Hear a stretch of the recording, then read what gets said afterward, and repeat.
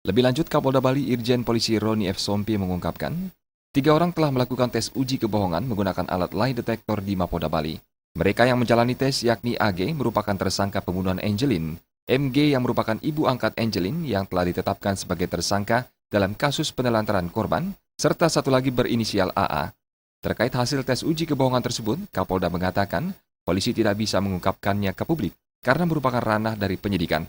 Sesuai amanat Undang-Undang Keterbukaan Informasi Publik, hal ini termasuk terkecualikan.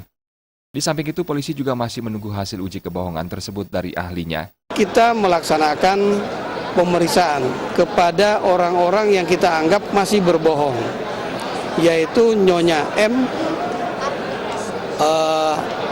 AG, ya, kemudian AA yang masih berbohong ketika memberikan informasi. Oleh karena itu, kita gunakan lie detector untuk memastikan keterangan mereka itu bohong atau tidak. Nah, ini kan masih dikaji. Karena menggunakan alat harus ada ahlinya juga. Untuk saat ini, penyidik Polda Bali masih bekerja dan belum terdapat penambahan tersangka. Perkembangan hanya berupa kegiatan pemeriksaan, pencarian bukti-bukti. Kita terus kembali lagi ke rumah Sedap Malam nomor 26 untuk terus mencari apakah ada bukti lagi yang perlu diolah lagi secara laboratorium forensik. Rai Swantara dan Indra Wijaya, Bali TV.